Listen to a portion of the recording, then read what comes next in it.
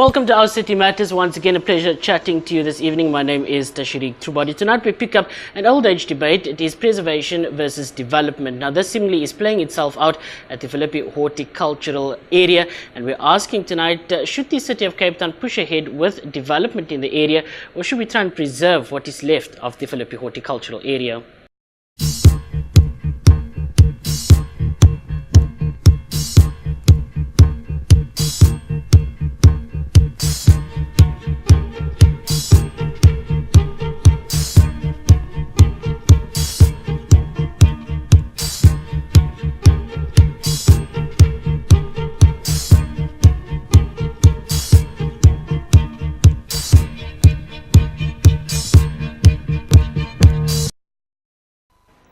Now in studio with me this evening is Nazir Sunday. He is from the Philippi horticultural area. Nazir, welcome to Our City Matters. Also is Dr. Tokazani Kanyerere. He is from the Department of Earth Science at the University of the Western Cape. Also in studio is Advocate Paul Hoffman. He is from the Institute for Accountability in Southern Africa. Gentlemen, thank you so much for your time. Good evening. Nazir, let's begin with you. Of course, the Philippi horticultural area, it seems to a measure, some degree, it remains under threat. What exactly is the threat here? Is it development? Is it the preservation of that which we've seen so far has in part fed the city of Cape Town? Yeah, I think the biggest threat that we're having is that decision makers, that the politicians are making decisions that will impact on food security, on water security for the city, and our farmers' ability to produce the vegetables for the city. And that, I think, is the biggest threat that we have.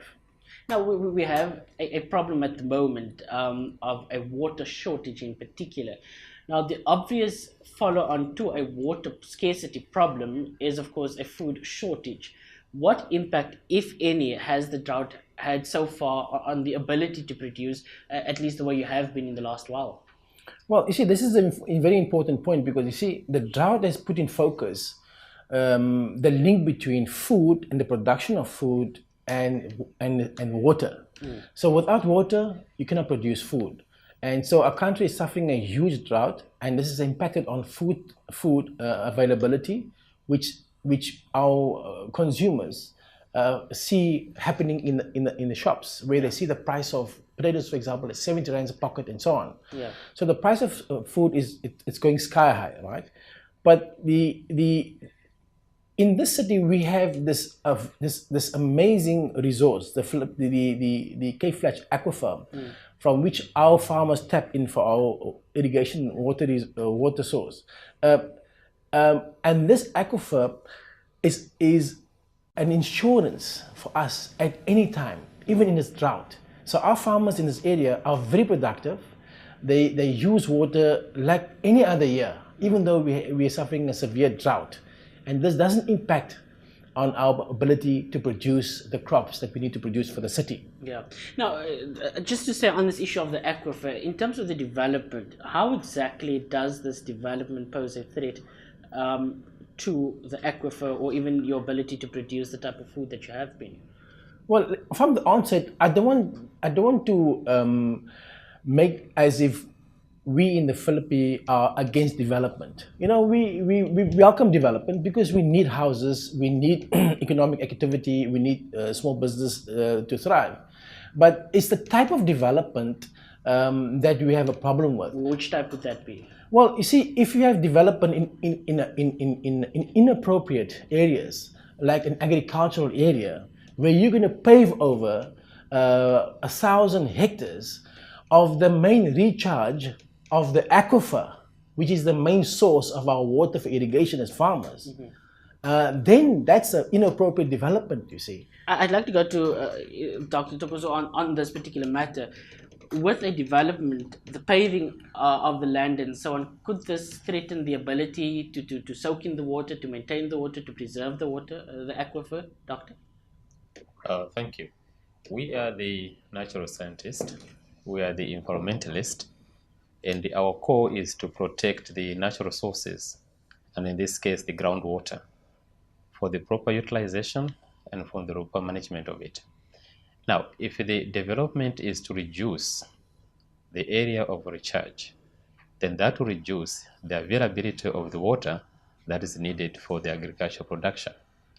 In the Philippi area, we have sand dunes, and these are the areas that receive or allows more water to infiltrate in the ground. So the agricultural activities are taking place in that area, they depend on this recharged area. So if these recharged area are cleared off and development comes into that, then you are reducing the ability of the aquifer to get more water that will be used for agriculture. Doctor, would you argue that we're sitting, in terms of trying to understand what this is, a very similar situation to if you just drive beyond Philippi, you'll find, of course, the Strandfontein Nature Reserve, where there's a piece of land that you can't develop on, it's fenced off, etc. Now, if one moves, of course, it's basically the same principle that you can't touch the land, at least for development purposes, because you then place in danger the ability to continue using the aquifer, but also for the aquifer to, of course, retain the type of resources that it needs. We would like to encourage development to be moved to an area where it does not interfere with the natural process of allowing water to go to an aquifer. That would be a desirable development. The development that is placed on an area that prevents more water entering the ground, which is a natural storage, that we think can be revised or can be rethought and can be put. We are not against development, and we are not politicians, we are not activists, we are natural scientists who are interested to protect the natural resources and to allow it to be there more for utilization and feeding the people. Advocate Paul Hoffman, welcome. Thanks so much once again for joining us. I want to pick up with you on this matter of perceptions that often gets created when the city of Cape Town does not account, when they don't speak to the people. Now, I'm sitting here with a statement from Councillor Johan van der Merwe, who's the mayoral committee member for energy, environmental and spatial planning. They've been invited to a platform like this. They've refused to do so. I know of other media platforms where the city simply is not speaking about the matter. Why is the city refusing to be held accountable and being put the simple question where simply they could argue their case? Well, it may be that the city feels outnumbered or prejudiced, but the point of our new constitutional democracy is that public participation in decision-making of this kind is required by the law, and the city is bound by the Bill of Rights, which requires the city to respect, protect, promote, and fulfill the right of everybody to an environment which is not harmful to health or well-being. And what I'm hearing from my co-panelists here is that harm to the environment will follow from intensive housing development atop this magnificent aquifer, which is the underground dam for the Cape Town area, and which feeds the farmers who are in essence the vegetable basket of Cape Town. When you say the city of Cape Town has a responsibility, you quote the Bill of Rights, etc., the city could equally argue that we need to provide homes, we need to ensure that there is economic development, and by extension we're going to allow for a mall to be put up. The city could argue that they're doing the right thing. If you're putting up the mall atop an aquifer, when it is possible to put up the mall or the housing, and it is correct that everyone is entitled to access to housing, that's one of the rights in the Bill of Rights. If you've got land available that is not prejudicial to the sustainability of the city, to the ability of the city to have food security. Now, people say that the Third World War will be fought over access to water. And Cape Town is blessed in having the Cape Flats Aquifer. It is a dam from which no evaporation takes place.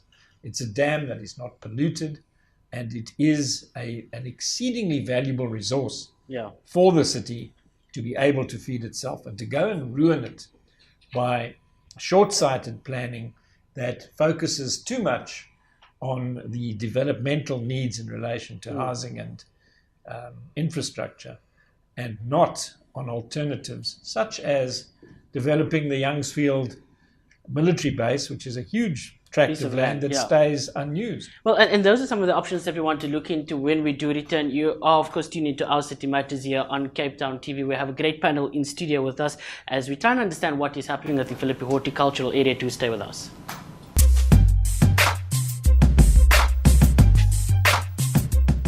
What makes a good villain? Or should I say, what makes a villain any good? Is it a certain je ne sais quoi? Oh my. A sense of style? Wow. A way of doing things or getting things done? Is it in your commanding tone? How about your super cool gadgets? Or your super cool hideaway? The femme fatale is pretty much mandatory. Hi there. Just like your trusty sidekick, always there to make sure you don't miss a thing. Hi. So go on, let's hear it for the bad guy, just this once. Because let's face it, the good would be rather sad without a little bit of bad.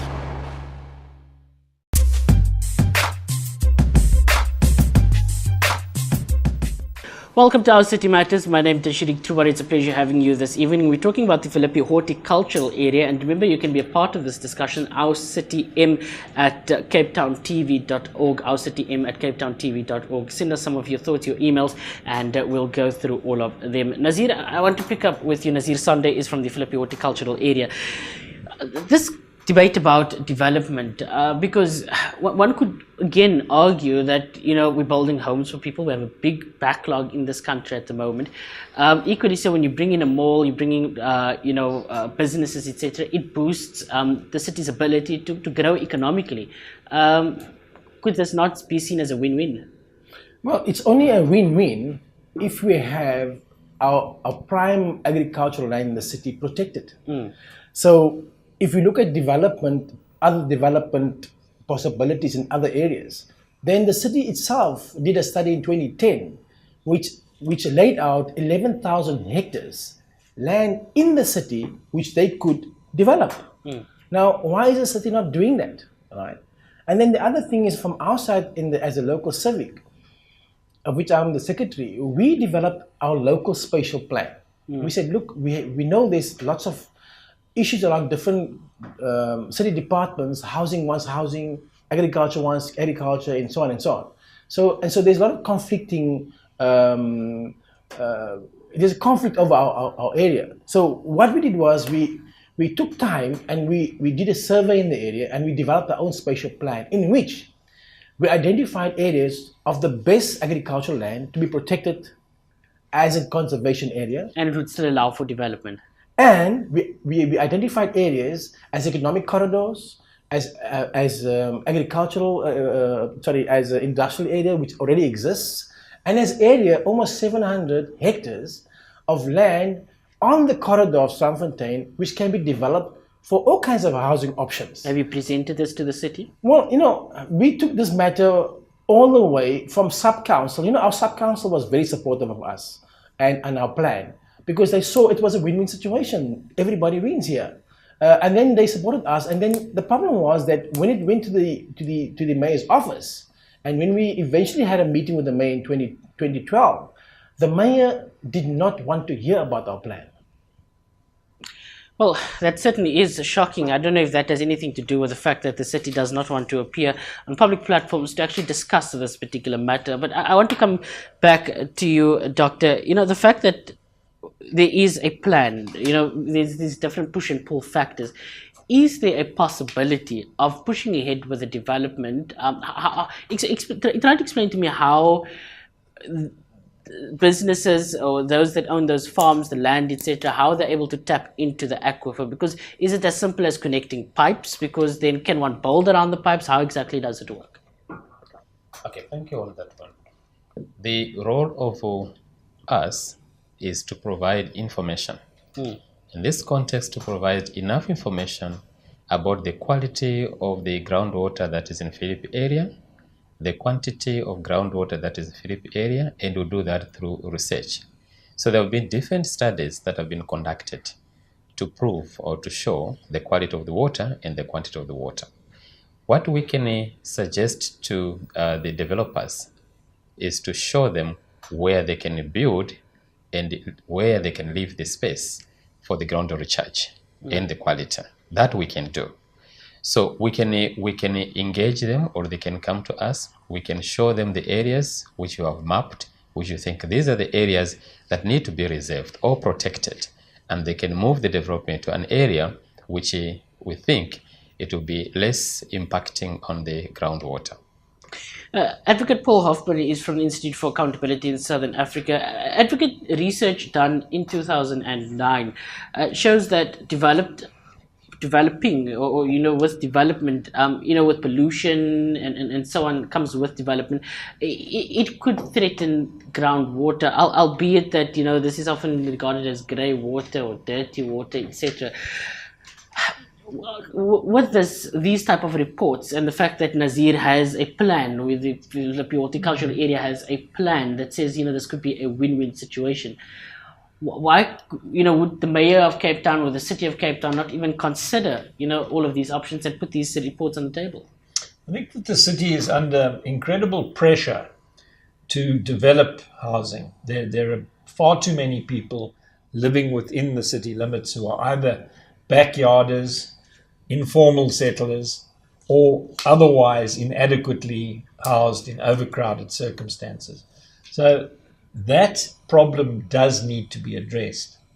But if it is addressed in a way that infringes the right to an environment which is not harmful to health and well-being, as guaranteed by the Constitution, then the city is going to find itself on the wrong side of the law. Because you don't see the aquifer, because it is subterranean, it's an underground lake, dam, if you like.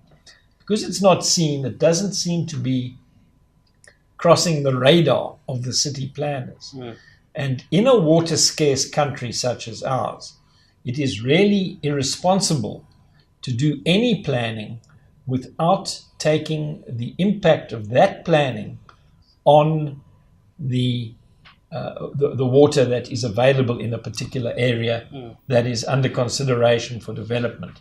So if I'm understanding the doctor correctly here, what we are doing is playing with the integrity of the Cape Flats Aquifer by overdeveloping on the surface above it, by creating roofs, by creating paved roads, by creating stormwater systems which take the water which in its natural state would go filtering through the sands of the dunes of the Cape Flats and leading it off into the city's stormwater drains and disposal systems. Now that is not good planning in a time of drought and in a country in which water is scarce.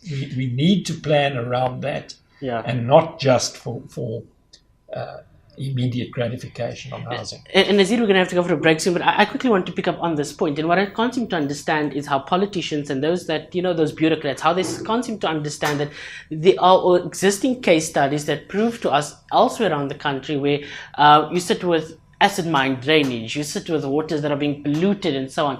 And the fact that everyone knows we're sitting in a country where we are prone to droughts, etc. How then does the city remain so closed off to even considering plans where the aquifer can be protected? Well, the only answer I have for that is that the city is listening to developers and not to good reasoning. In fact, the city doesn't listen to their own officials. Are you saying money matters? Well, it looks like it. If you look at nationally as well, we are sitting. We have lost over the last 30 years 2 million hectares of our high potential agricultural land. Right now, this is to mining, to urban development, and so on. And this is in a country where we only have 13% of our land available for agriculture, and we are drought prone, right? And we are water scarce. So this Philippine horticulture area is actually symptomatic of the whole development kind of paradigm that is being that is being used for economic growth. But when you destroy your natural resources, how are we going to feed ourselves? What are they going to come from? And that's where I want to pick up when we do return back from the break. We have a poverty problem, the rest of the world also experiences. But, there's a saying that says that we are definitely not a poor nation. And I want to pick up on this when we do return. So do stay tuned to Our City Matters here on Cape Town TV.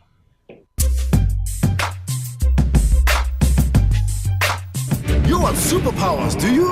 At DSTV's School of Cool, we can't teach you to fly, but we can boost your brain power with DSTV's curriculum of super cool shows filled with incredible lessons, facts, and backstories to get you loving this incredible world of ours.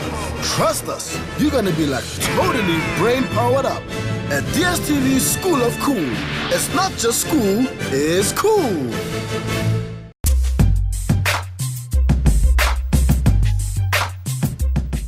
It is Our City Matters. My name is Tashirik Trubari. Tonight we are talking about the Philippi horticultural area, the debate around development and preservation, the aquifer that remains and finds itself under the Cape Flats, and it being a potential water resource that can deal and mitigate the type of effects that we're currently beginning to experience because of a drought gripping South Africa.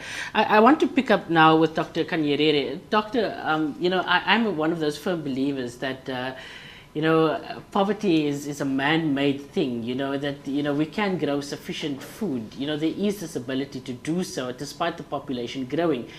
Is this an example, like many others, of where we are losing the opportunity to not just protect a water resource, ensure that we grow more food, but also effectively deal with the poverty issue? Yeah, it can be understood in two ways. But in the case that we have in the Philip area, is that the area has been producing food and feeding many people in Cape Town for a longer period of time, and is considered as the hub of the Cape Town in terms of vegetable production, and that need to be sustained and that to be continued. Now, there has been some rumors that the agricultural activities has been affecting the quality of groundwater.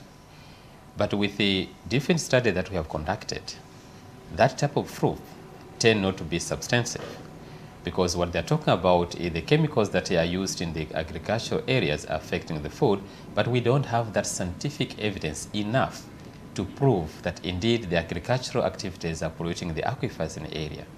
Currently, we have just produced the studies at the University of Western Cape, where we look at the spatial variation of the quality of groundwater in the Cape Aquifer, and it doesn't seem to be that. The poverty can be reduced through food production, and that's one of our cry, that let the aquifer continue supplying the water to produce more food, to feed more people, and people to sell the food to earn money. In that way, poverty is reduced to some extent. Nazir, is that why a bag of potatoes is costing anything between 60 and 70 rand at the moment? Yeah, well, you see, I want to pick up on the issue about the development model that is forced down our throat in the Philippine horticulture area. There's been this reasoning given that we need houses and we need houses for the poor, right?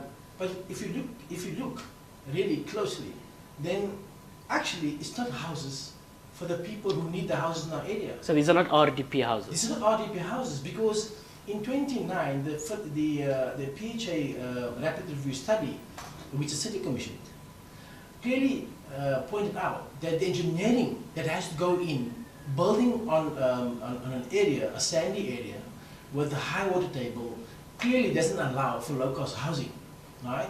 And as late, but this wasn't given as the reason why we need to have houses in the Philippi area. You see, that we need low-cost housing. And this becomes even more apparent in September of 9th September last year. The Spellam met, right? And one of the decisions that Spellam took was to remove the restriction for the developer to provide low-cost housing. Instead, to replace it with housing in appropriate housing models. Which says that actually they knew all along that there was not going to be possible to build low-cost housing in the area, but they used it as a reason for the development. Yeah. Advocate Paul Hoffman, the City of Cape Town says, and I quote, that they will consider broad and long-term interests of Cape Town residents in a balanced manner. What balance do you see in this debate? Well, I think that there's a need to strike a balance between food security, the preservation of a precious resource, which is the aquifer. Even though we can't see it, it is an asset of Cape Town, which in these years of water scarcity and drought is something to look after. Got to balance that against the needs of inadequately housed people in the city to be adequately housed. Dr. Kanyerere, last words from your side. How do we protect this aquifer?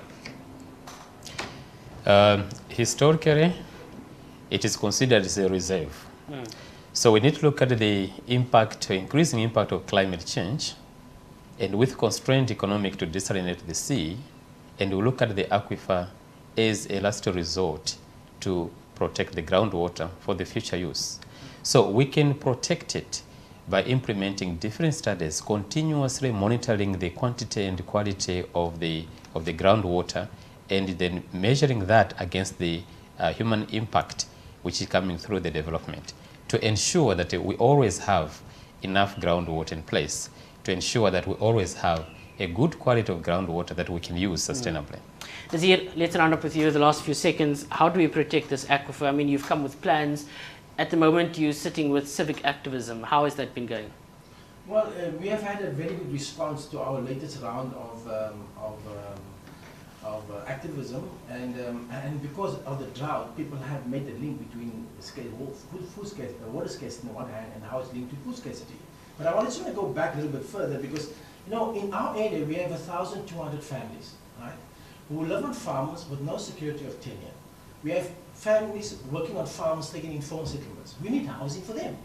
And we in our plan have proposed areas for such housing, right, which doesn't then prejudice the agricultural production of the area. For example, the national government has got agri-village policy that we can implement in our area without turning our area into an urban area. So it's not as if we are against development, but we want the right development for our area. And we hope that's going to reign supreme as this debate will most certainly continue. You can get in touch with Nazir. He is from the Philippi Horticultural Area as we try and preserve the aquifer and, of course, the long-term use and sustainability of the food resource in the city of Cape Town. Dr. Kanyerere, also a pleasure chatting to you. Doctor is from the University of the Western Cape, and Advocate Paul Hoffman from the Institute of Accountability in Southern Africa. Thanks so much to you as well. Well, that's our discussion on Our City Matters, Our City M at capetowntv.gov.co.za. That's how you can reach us as we take your thoughts and your views on the aquifer and the Philippi Horticultural Area. From myself, you have a good evening. Thank you so much for tuning in.